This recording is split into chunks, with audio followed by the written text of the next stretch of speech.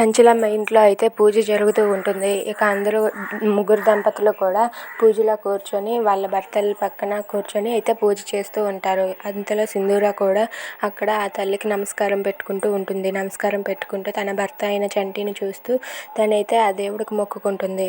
ఇక అలా పూజ జరుగుతూ ఉండగా ఇంతలో సింధూర అయితే వాళ్ళ బాబాయ్ని చూసి, బాబాయ్ అంతా రెడీ చేసావా ఎక్కడా అని చెప్పి అడుగుతూ ఉంటుంది. దాంతో అక్కడ ఉన్న బాబాయ్ అయితే ఇలా రా అమ్మా అని చెప్పి అటువైపుగా తీసుకుని వెళ్తాడు. ఇక అక్కడ అరేంజ్ చేసింది అంతా చూసి సింధూర అయితే తను కూడా స్వయంగా అక్కడ తన భర్త ఉన్నాడని చెప్పి తనైతే అక్కడ ఎవరికి తెలియకుండా చాటుగా పూజ చేసుకుంటూ ఉంటుంది.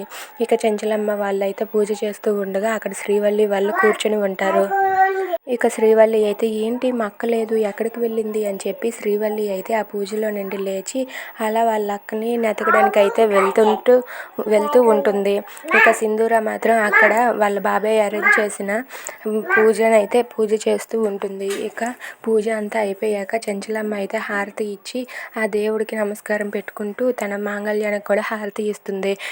ఇక సింధూర కూడా అలానే చేద్దామని చెప్పి హారతి ఇచ్చి తన మెడలో ఉన్న మంగళసూత్రాన్ని అయితే తీస్తుంది. తన మెడలో ఉన్న మంగళసూత్రం తీసి తను హారతి ఇచ్చి తను కూడా ఆ దేవుడికి దండం పెట్టుకుంటూ ఉంటుంది.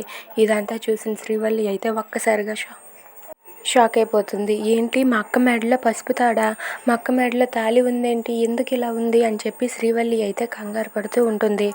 Thanks for watching friends. Please subscribe our channel.